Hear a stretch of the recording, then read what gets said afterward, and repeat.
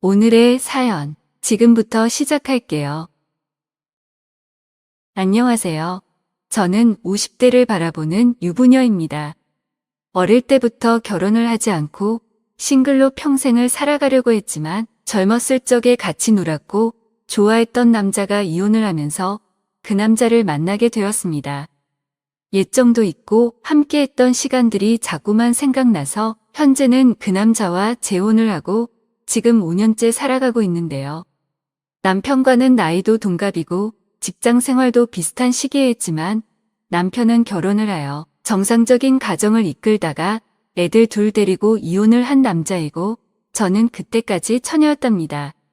결혼식 할 때는 같은 직장이라서 어차피 직원들이 다 알고 있었고 남편과 다르게 저는 초혼이라 호텔에서 결혼식도 올렸죠. 물론 남편은 이미 결혼식을 한번 올린 사람이기 때문에 일부러 많은 사람을 초청하지는 않았고요. 그냥 친척들이랑 회사 직원들만 알 정도였습니다. 저희 부부는 결혼을 해도 워낙에 나이가 많아서 처음부터 아기를 낳을 생각은 하지 않았고요. 그냥 남은 인생 즐겁게 살다가 간다는 식으로 자식보다는 우리 둘만의 사랑으로 살아가고 있었습니다. 사실 남편이 결혼하기 전에는 저랑 알고 지낸 시간도 워낙에 길고 연애한 기간도 충분히 길긴 했지만 나이가 동갑이란 이유로 당시만 하더라도 결혼 상대로는 좀 거북하기도 했죠. 아무리 못해도 남자랑 여자 나이 차이가 서너 살은 나야 궁합이 좋다는 인식이 강했고 그래야 선도 안 보고 결혼을 한다고 하던 때였으니까요. 그래도 저희 둘은 워낙에 궁합이 좋아서 그런지 결혼해서 알콩달콩 재밌게 살았습니다.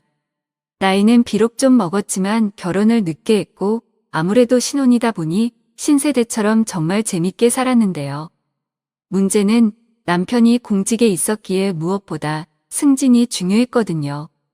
공직 사회의 승진은 정말 승진을 시켜주는 사람의 눈에 잘 보여야 되는 것이라 특히 저보다 더 많이 신경을 써줬거든요. 신랑이 남들보다 승진이 늦지는 않았지만 그래도 처음부터 빨라야 나중에 고위직까지 승진할 수가 있기 때문에 저희 부부는 그런 부분에서 욕심을 많이 내고 있었어요. 열정이 넘치는 사람들이라고나 할까요? 당시만 해도 돈을 쓰거나 백을 대거나 나름대로 노력을 해야 승진이 되지 일만 잘하고 열심히 노력한다고 승진이 되는 시기는 아니었죠. 승진 때문에 돈다발을 갖다 바치는 사람들까지 있었으니까 내부 경쟁이 얼마나 심했겠습니까?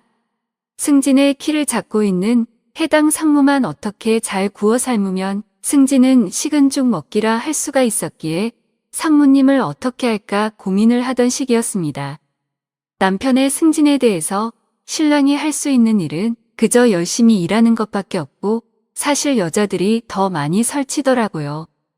그게 바로 올바른 내조였던 것이죠.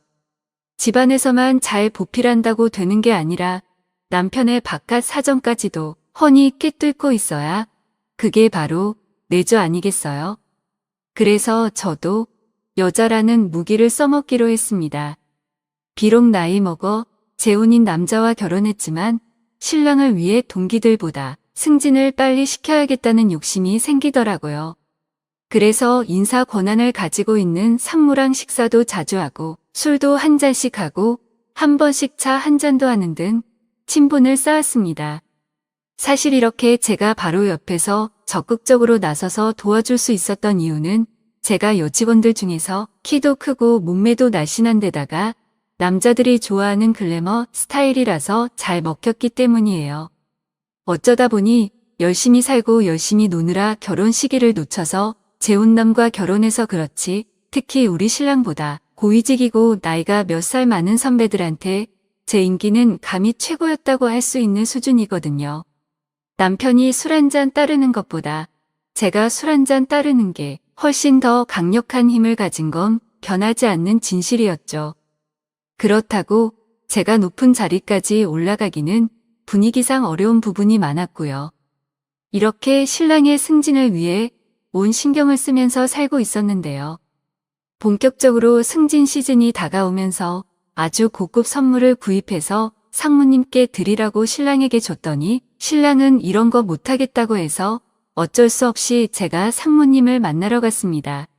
그래서 전화를 먼저 드렸더니 상무님이 저녁에 만나자고 하더군요.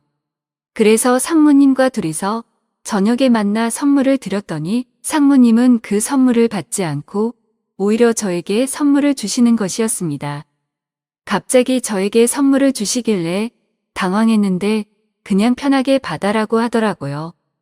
그래서 저는 미안한 마음에 상무님과 술 한잔하자고 해서 고급 술집에 술을 한잔하러 갔죠.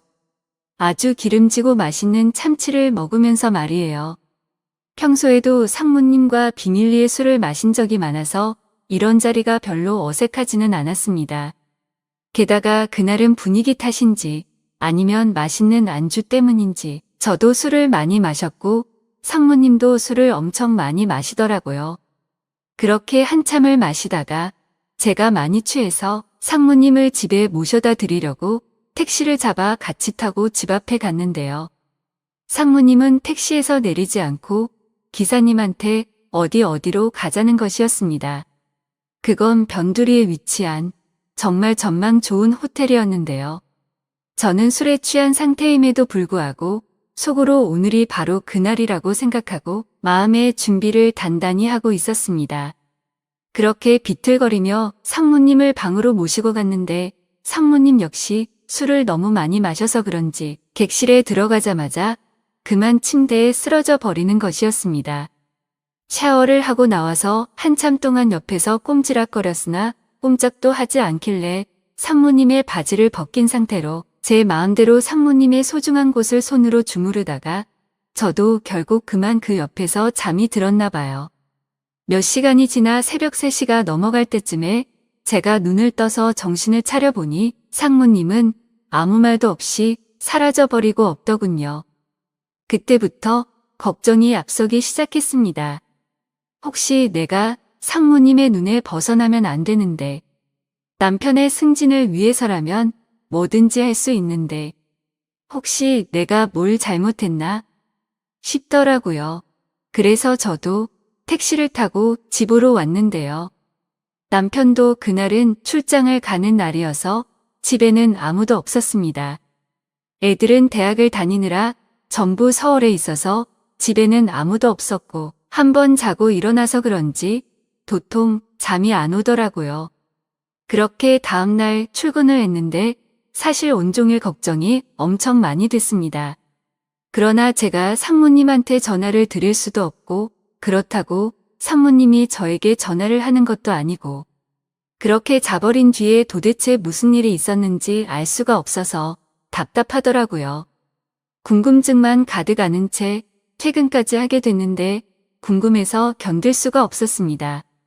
어찌 되었는지 알 수 있다면 그것에 대한 사후 방안도 마련하겠는데 경위를 몰라서 정말 미치겠더라고요.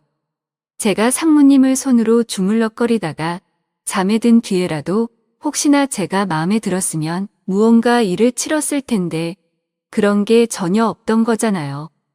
혹시나 제가 마음에 안 들어서 집으로 도망가 버린 건 아닌지 걱정이 된 거예요. 도저히 궁금하여 견딜 수가 없어서 밤에 상무님께 카톡으로 안부 문자를 보냈는데요. 아무런 답장이 없더라고요. 그래서 저는 그날 제가 상무님의 비위를 맞춰주지 못했다는 생각이 들었습니다. 이제는 제가 신랑을 승진시키고자 했던 꿈은 사라졌구나 생각하고 있었는데 자기 직전에 카톡으로 답장이 왔더라고요. 내일 저녁의 시간 비워두라고 말이죠. 그렇게 퇴근 후에 저희 둘은 만나서 저녁을 먹고 역시 술 한잔까지 했는데요. 제가 자는 사이에 상무님이 없어져서 무슨 일이 있었는지 궁금했는데 상무님은 그 호텔에 간 기억이 나지 않아 엄청 궁금했던 모양이었습니다. 저랑 필름이 끊긴 순간이 달랐던 것이죠. 두 사람이 서로가 기억나는 범위를 합쳐보니 두 사람 모두 술에 취해 아무 일도 없이 그냥 자다가 상무님은 도망치듯 빠져나온 것이었습니다. 다만 제가 상무님의 소중한 곳을 손으로 만지다가 잠들어서 분명히 상무님이 일어났을 때 훌렁 벗은 상태일 것인데 그 부분에 대해서는 얘기를 하지 않았어요. 괜히 부끄러우니까요. 그래서 저는 이때다 싶어 용기를 냈습니다. 말이 나온 김에 오늘은 끝까지 한번 가보면 안 되냐고. 그날 못한 것들이 있는데 오늘은 제대로 해야 되지 않겠냐면서 말입니다. 저도 사실 인물값 하는 바람둥이 기질이 있기도 하고 무엇보다 남자를 기쁘게 해주는 건 자신 있거든요. 그래서 이런 관계는 별로 신경도 안 쓰고 즐기는 성격이죠. 그러니 상무님도 입가에 미소를 머금더라고요. 그렇게 저희 둘은 술도 많이 마시지 않고 기분 좋을 정도로만 술을 마시고는 택시를 타고 외곽지 전망 좋은 호텔로 다시 가서 정말 뜨거운 시간들을 보냈답니다. 저도 보통 여자는 아니지만 상무님도 정말 대단한 체력의 소유자였습니다. 나이를 많이 먹었는데도 아주 단단하고 튼튼한 걸 가지고 있고 여자를 잘 다룰 줄 알더라고요.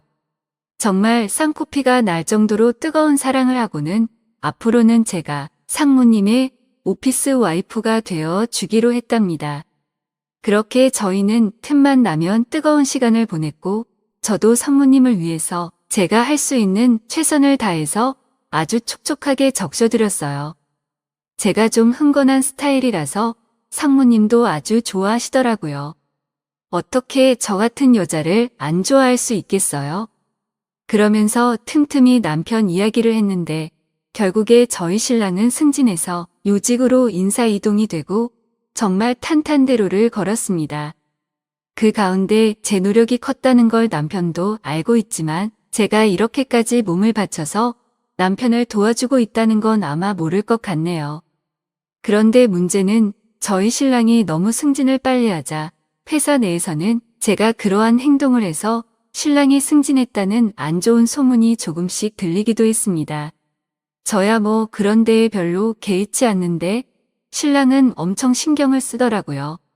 그래도 워낙에 바쁘게 살다 보니까 크게 신경 쓰지 않고 현재는 임원을 바라보면서 열심히 살고 있고요.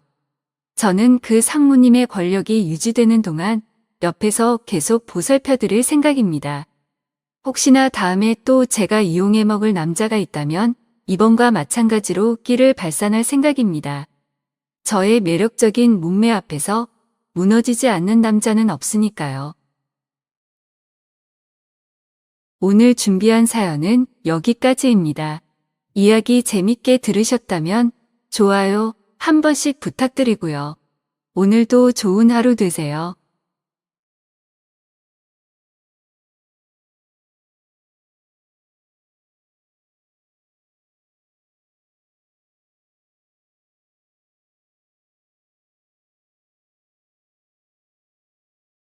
오늘의 사연 시작합니다. 안녕하세요. 요즘같이 물가도 치솟고 먹고 살기가 쉽지 않은 시대에 결혼하기란 참 쉽지 않죠. 취업도 하기 어렵고 취업에 성공한다고 하더라도 원하는 급여를 받는 건 더더욱 어렵습니다. 이러다 보니 요즘 젊은 세대에서부터 사랑하는 감정도 중요하지만 서로의 직장이나 배경 및 부모의 노후 등을 따져보고 만나는 경우가 많다고 합니다. 사실 이런 조건들이 상당히 갖추기 어려운 조건들인데 말입니다. 오늘은 남자친구가 원하던 직장을 얻었지만 변해버렸다는 여성분의 사연을 가져왔습니다. 안녕하세요. 20대 후반 직장을 다니고 있는 여성입니다. 2살 연상의 남자친구와 3년 동안 연애를 해오고 있어요. 남자친구와는 같은 직장을 다니다 사내 연애를 시작하게 되었어요. 매사에 긍정적이고 최선을 다하는 모습이 매력적이었던 사람이었고 술이나 담배도 하지 않고 자기 관리를 잘하는 사람이었어요. 같은 직장에서 서로 1년 이상 있으면서 호감을 쌓아갔고 연인으로 발전할 수 있었어요. 회사는 흔히 말하는 평범한 중소기업이었습니다. 급여나 복지가 뛰어난 편은 아니었기에 이 회사에 다니면서 경력을 쌓거나 개인적으로 공부를 해서 이직을 하는 분들이 종종 나왔어요. 저는 사실 이직에 대한 욕심이 많은 편은 아니었지만 남자친구는 이직에 관한 생각이 상당히 강한 편이었습니다. 남자친구가 원하는 회사는 흔히 말하는 대기업이나 메이저 중견기업이었어요. 둘 다 나름 부모님도 서로 알 정도로 깊은 만남을 가지고 있었고 결혼에 대한 생각도 서로 가지고 있었기에 이직에 대한 남자친구의 열정을 저는 늘 응원하고 존중했어요. 그러던 어느 날 남자친구와 퇴근 후 술집에서 술을 한잔하는데 갑작스러운 통보식으로 듣게 되었어요. 회사를 한 달 뒤 퇴사하려고 한다고요. 저는 늘 이직을 하고 싶어 하던 남자친구인 걸 알았음에도 아직 아무런 준비가 되지 않았을 텐데 갑자기 퇴사한다는 말에 당황스러웠어요. 하지만 겉으로 티를 내지 못했어요. 남자친구, 제 미래 남편이 될지도 모르는 사람의 앞길을 막는 것 같고 신뢰하지 못하는 느낌을 줄까 봐요. 최대한 당황한 기색을 감추며 그러면 어떤 계획을 가지고 있는지 물었습니다. 당장 회사 업무가 공부에 있어 부담스럽다고 퇴사를 하고 공부에 집중하고 싶다고 하더라고요. 그리고 당분간 어느 정도 받았던 월급과 퇴직금으로 생활비 정도는 가능하지 않겠냐며 저를 안심시켜 주었어요. 저는 그거로 되겠냐며 부족하거나 힘들면 말해달라고 했어요. 그렇게 남자친구는 약 한 달 뒤 정말 퇴사를 하게 되었고 본격적인 공부 모드에 들어가기 시작했어요. 그런데 당연하게도 수입이 끊기고 나니 생활비가 턱없이 부족했나 봐요. 순식간에 줄어드는 통장 잔고에 점점 부담감을 느껴하고 주눅 들어하는 남자친구를 보니 안쓰러워서 합치자고 했습니다. 그렇게 저희 커플은 동거를 하기 시작했고 주거 비용이나 생활비 등 거의 모든 부분에 있어서 제가 부담하기 시작했어요. 사실 저도 중소기업에 다니는 입장이다 보니 넉넉하진 않았지만 남자친구를 위한 일이었고 남자친구가 자신감을 잃지 않았으면 하는 마음에 티내지 않고 지원했습니다. 하다못해 남자친구의 지인 생일까지 제 돈으로 챙겨줄 정도로요. 뭐 정말 결혼 얘기도 오고 가는 사이니까 이 정도는 당연하다 생각했어요. 그렇게 남자친구의 재취업 지원을 시작한 지 1년이 지났습니다. 결국 남자친구는 원하던 기업에 최종적으로 입사하게 되었어요. 이때까지만 해도 정말 둘이 껴안고 눈물을 흘릴 정도로 기뻤고 이제 우리에게 남은 건 꽃길이라는 생각이었죠. 남자친구는 기존에 비해 2배 이상 늘어난 소득 이상으로 자신감도 늘어났고 저에게 고마웠다면서 몇 배로 잘해줬어요. 그런데 그 모습은 오래가지 못했습니다. 점점 저를 귀찮아하는 듯한 느낌을 받았고 저와 나눈 대화 내용이나 약속을 잊어버리는 듯한 일이 반복되었어요. 그래도 처음에는 이런 때 제가 삐진 척을 하면 풀어주는 척이라도 했는데 시간이 지날수록 이젠 그런 것도 없고 또 삐진 거냐는 식이더라고요. 확실히 예전과는 달라진 남자친구의 모습이었습니다. 친구들이랑 놀 때도 누구보다 연락도 잘해주던 남자친구인데 이제는 연락도 잘 남겨주지 않아요. 그리고 무엇보다 크게 느껴졌던 점은 우리의 미래에 대한 얘기가 사라졌다는 것이었습니다. 저희 커플은 원래 어렵고 힘든 시기에도 늘 행복해질 우리의 미래 얘기를 자주 나누곤 했었고 서로의 인생 계획에 늘 같이 있었는데 그런 대화 주제가 아예 사라져버렸습니다. 제가 먼저 이야기를 꺼내도 무심하게 별로 반응이나 관심이 없습니다. 예전에 눈이 초롱초롱하고 우리 미래를 그리던 남자친구의 모습이 오히려 원하던 직장을 얻고 원하던 소득을 갖게 된 지금 볼 수 없어졌어요. 솔직히 남자친구가 변한 거 느끼고 있고 이 부분에 대해서 진지하게 얘기해보고 싶었던 적이 셀 수 없이 많았지만 차마 쉽게 꺼내지 못했어요.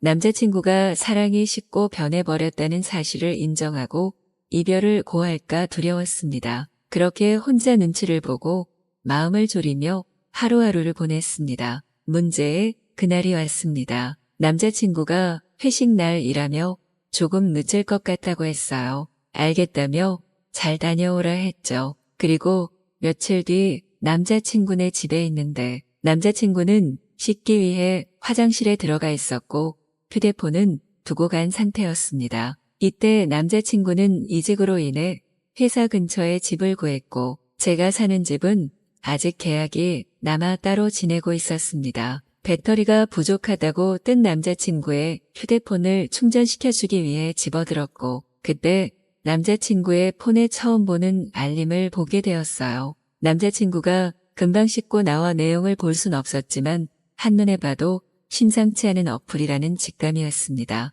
남자친구가 먼저 잠이 들었고 저는 그 어플을 확인해야만 했습니다. 설마 하는 불안한 마음, 에이 아닐 거야 하는 신락 같은 희망 두 가지 생각이 머릿속을 복잡하게 채운 상태에서 저는 남자친구의 휴대폰을 확인하고야 말았고 그 어플을 확인했습니다. 그 어플은 다름 아닌 랜덤 소개팅 어플이었습니다. 보면서도 믿을 수 없었고 설치만 하고 하지는 않았을 거라는 희망을 가지며 눌러보았어요. 하지만 그런 제 희망을 박살내듯 다수의 여성과 매칭된 기록, 채팅을 나눈 기록이 남아있었고 그 중에는 이미 만남을 가진 여성도 있었어요. 그리고 그 만남을 가진 여자와의 대화 내용은 충격 그 자체였습니다. 이미 둘 사이는 여러 번의 만남을 가진 상태였고 주목적은 잠자리였습니다. 그리고 회식한다고 했던 날마저도 그 여자와 같이 시간을 보내다 온 것이었던 것도 알게 되었죠.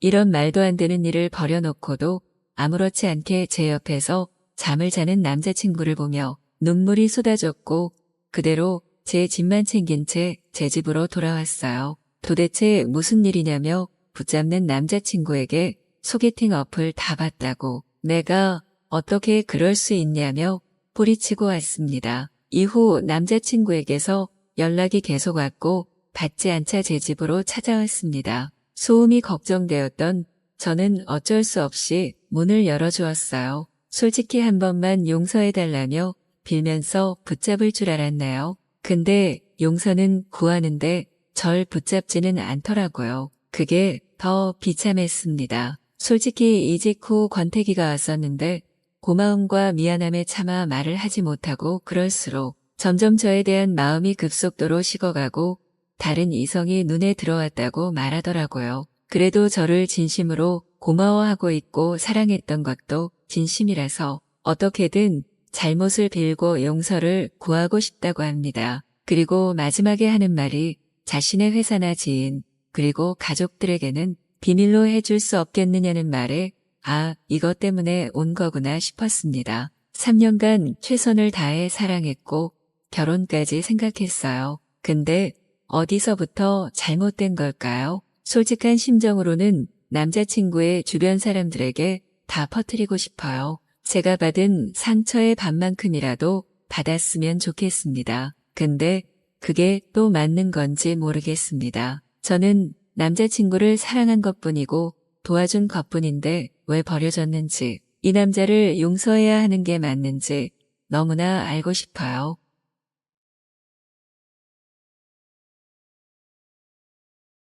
내 이름은 민준이며 몇 달 전까지만 해도 내 삶은 단조로움 그 자체였습니다. 서울의 한 유명 회사에서 애널리스트로 일하며 나의 일주일은 회의, 스프레드시트, 그리고 사무실에서 늦은 밤을 보내는 일이 끊임없이 반복되었죠. 하지만 나는 몰랐습니다. 단순히 연장 근무를 하게 된 일이 내가 인간관계, 경계, 그리고 인간 연결의 복잡성에 대해 완전히 새로운 시각을 가지게 만들 거라는 것을요. 그날은 금요일 밤이었습니다. 사무실은 거의 텅 비어 있었고 몇몇 보고서를 마무리하려 애쓰는 동료들과 나만 남아 있었습니다. 그리고 디렉터인 현우 씨의 방은 여전히 불이 켜져 있었습니다. 이는 드문 일이 아니었습니다. 그는 일에 대한 강박적인 헌신으로 유명했고 그의 요구가 과도하더라도 아무도 불평하지 않았습니다. 항상 흠잡을 데 없는 외모와 권위적인 태도로 그는 존경과 동경, 그리고 어떤 이들에겐 그 이상의 감정을 불러일으키는 사람이었습니다. 밤 10시쯤 퇴근 준비를 하던 중 발소리가 들렸습니다. 노트북 너머로 고개를 들자 여전히 완벽한 회색 정장을 입고 있는 현우 씨가 내 칸막이 앞에 서 있는 것을 보았습니다. 그는 지수 씨와 함께 있었습니다. 그녀는 우아함의 대명사였죠. 잘 손질된 긴 머리카락, 항상 세련된 옷차림, 그리고 비밀을 감춘 듯한 미소를 지닌 사람이었습니다. 그녀를 회사 행사에서 본 적은 있었지만 이렇게 가까이서 본 건 처음이었습니다. 아직도 일하고 있나, 민준 씨? 그의 목소리는 단호하면서도 친근했습니다. 나는 어떻게 대답해야 할지 몰라 그저 미소만 지었습니다. 그런데 예상치 못하게 지수 씨가 대화에 참여했습니다. 항상 제일 늦게 퇴근하시는 건가요? 현우 씨가 직원들을 위해 주최하는 행사에서 본 적이 없는 것 같네요. 그녀는 고개를 약간 기울이며 말했습니다. 그것이 단순한 관찰인지 아니면 다른 의도가 있는 말인지 알기 어려웠습니다. 내가 대답하기도 전에 현우 씨가 끼어들었습니다. 그는 헌신적이죠. 어쩌면 너무 지나칠 정도로. 하지만 그건 바뀔 수 있지 않을까요, 민준 씨? 그는 약간의 도발처럼 들리는 미소를 띠며 말했습니다. 얼굴이 뜨거워지는 것을 느꼈습니다. 그는 항상 진지한 태도로 알려져 있었지만 이 예상치 못한 상호작용에서 나는 전에 본 적 없는 여유로움을 느낄 수 있었습니다. 내가 인사하고 나가려는 찰나 그는 잊지 못할 제안을 했습니다. 어차피 우리 모두 아직 여기 있으니 내 방으로 올라갈까요? 당신과 얘기하고 싶은 게 있어요. 지수 씨도 함께 갈 수 있고요. 그 제안은 이상했지만 거절하는 것보다 받아들이는 것이 더 어려워 보였습니다. 셋이서 올라갔고 곧 나는 현우 씨의 방 분위기가 우리가 평소 나눴던 공식적인 상호작용과 매우 다르다는 것을 깨달았습니다.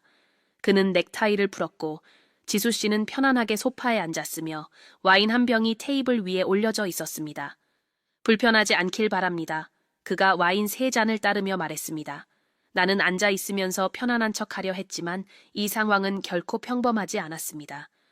대화는 일에 대한 사소한 이야기로 시작되었지만 곧 더 개인적인 주제로 흘러갔습니다. 특히 지수 씨는 내 사무실 밖의 삶에 대해 유독 관심을 보였습니다. 민준 씨는 혼자 사세요? 이렇게 야근이 많으면 사람들과 교류하기가 어렵겠네요. 그녀는 나를 바라보며 미소 지었습니다. 그 미소는 내 반응을 시험하는 듯 했습니다. 현우 씨는 아내의 톤에 신경 쓰지 않는 듯 보였습니다. 오히려 그는 그녀를 격려하는 것처럼 보였고 우리의 상호작용을 관심 깊게 지켜보고 있었습니다. 점점 공기 중의 긴장이 내가 이름 붙일 수 없는 어떤 것으로 변해가기 시작했습니다. 지수는 사람들을 시험하는 걸 좋아하는 것 같아. 걱정하지 마. 그녀는 모두에게 그래 현우가 팔짱을 끼며 웃으며 말했다. 지수의 대답은 낮은 웃음소리와 함께 현우의 말에 반박하는 듯한 눈길이었다. 그리고 그 순간 조용하고 창밖에 불빛만이 비추는 그 방에서 무언가가 일어났다. 그것은 단순히 와인 때문도 대화 때문도 아니었다. 그것은 그들이 함께 만들어낸 모든 규칙이 일시적으로 사라진 듯한 공간 때문이었다. 와인을 마시면서 나는 내 딱딱한 자세가 현우와 지수가 보여주는 자연스러운 여유로움과는 전혀 어울리지 않는다는 것을 깨달았다.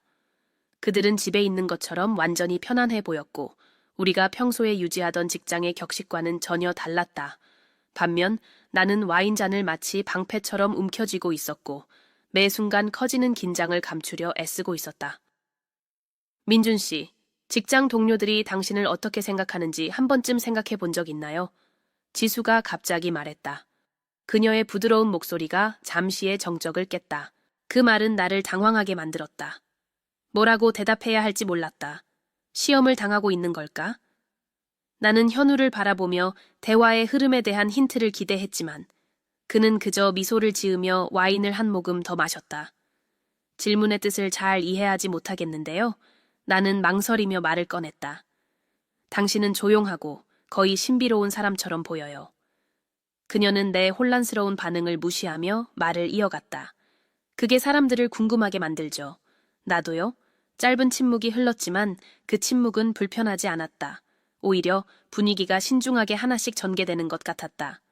그리고 현우는 그의 평소 차분한 태도로 몸을 앞으로 기울이며 팔꿈치를 무릎 위에 올렸다. 지수 말이 맞아.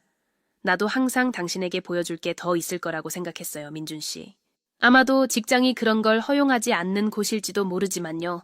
그는 나를 바라보며 말했다. 심장이 요동쳤다.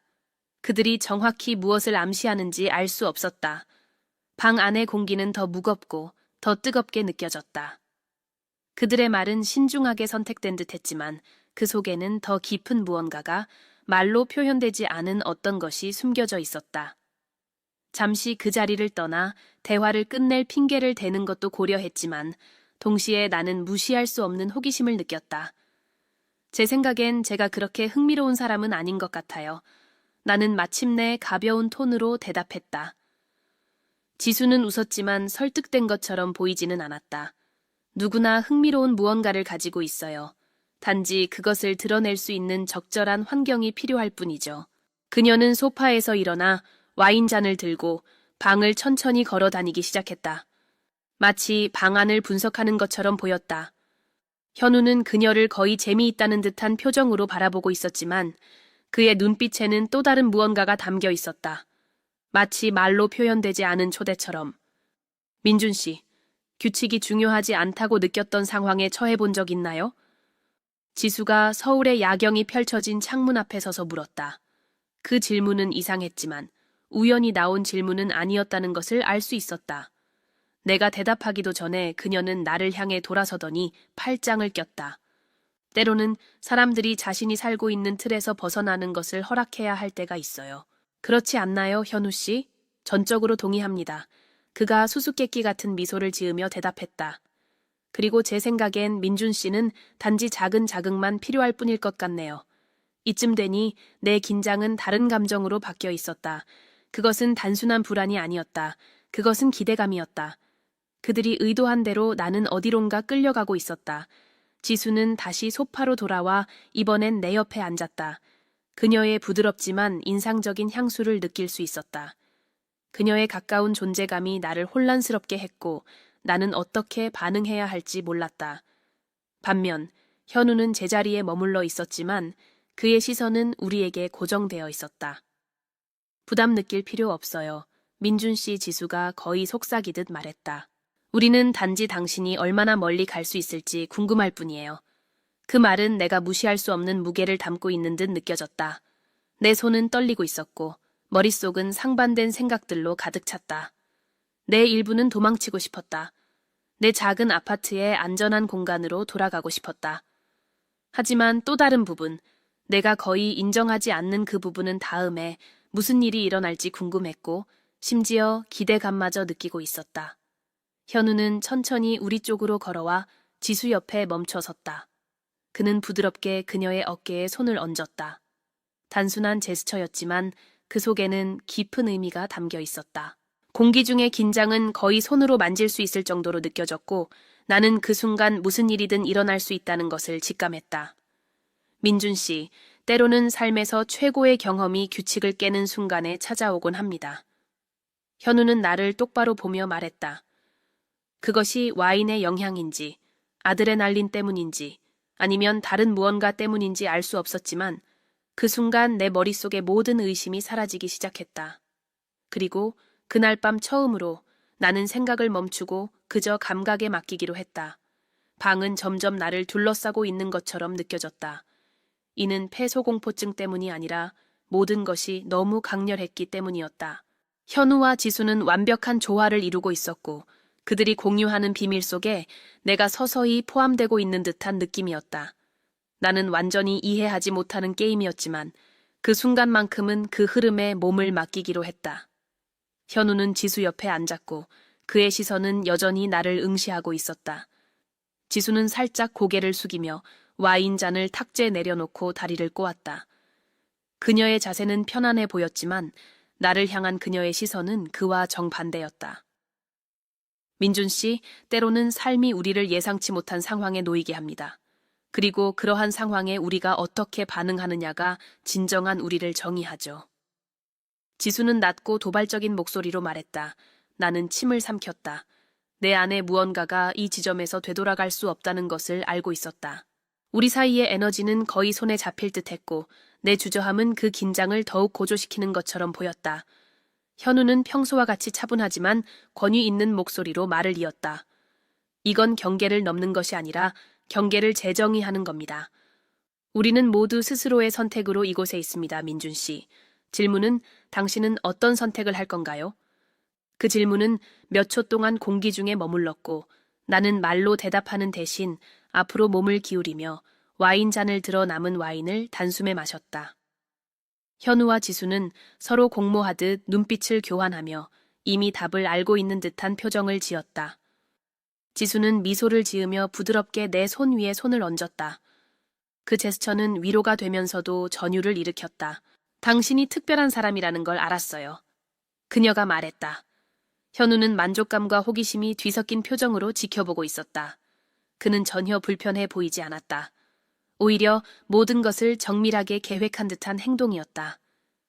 그 후에 일어난 일은 감정과 감각의 흐릿한 기억으로 남았다. 지수는 부드럽고 결단력이 있었고 현우는 세심하면서도 매력적이었다. 그들은 함께 시간을 멈춘 듯한 공간을 만들어냈고 우리 일상 생활을 지배하는 모든 관습이 사라진 것처럼 느껴졌다. 서두름도 없었고 불필요한 말도 없었다. 모든 순간은 경험의 강도를 증폭시키기 위해 계산된 것 같았다. 나는 드물게 나타나는 내 안의 어떤 부분에 몸을 맡겼다. 그 부분은 더 많은 것을 원하고 미지의 것을 갈망하고 있었다. 몇 시간이 흘렀다. 아니, 그렇게 느껴졌다. 마침내 방 안에 다시 고요함이 찾아왔을 때 후회는 없었다. 단지 무언가 깊고 변화를 일으키는 일이 일어났다는 느낌만이 남아 있었다. 현우는 자리에서 일어나며 넥타이를 고쳐 매면서 다시 디렉터의 역할로 돌아간 것처럼 보였다. 지수는 여전히 편안해 보였지만 그녀의 눈은 전에 본 적 없는 강렬한 빛으로 빛나고 있었다. 때로는 일상을 깨는 것이 우리가 필요로 하는 전부라는 것을 보여드렸기를 바랍니다. 그녀는 더 많은 비밀을 품은 듯한 미소를 지으며 말했다. 현우는 웃으며 와인잔을 들어 싱크대로 가져갔다. 민준 씨, 정말 놀라웠어요. 이번이 당신에게 새로운 단계의 시작이 되길 바랍니다. 그는 마지막으로 나를 바라보며 말한 뒤 지수가 바로 뒤따라 방을 나섰다. 나는 몇 분 동안 그 자리에 서서 모든 것을 받아들이려 애썼다. 그날 밤 이전의 나로 돌아가는 것은 불가능했다. 내 안에서 무언가가 변했고 그 경험은 영원히 내 안에 남을 것임을 알았다. 다음 날 사무실에서는 모든 것이 평소처럼 보였다. 현우는 늘 그렇듯 권위적인 모습으로 복도를 지나갔고 지수는 보이지 않았다. 하지만 보고서를 검토하던 중 잠시 방심한 틈에 키보드 옆에서 접힌 쪽지를 발견했다. 즐거운 시간이었어요. 앞으로 어떤 일이 펼쳐질지 기대되네요. 지수. 나는 혼자 미소를 지으며 쪽지를 주머니에 넣었다. 이 일이 어디로 이어질지 예측할 수는 없었지만 한 가지는 분명했다. 내 삶은 더 이상 예전과 같지 않을 거라는 것이다.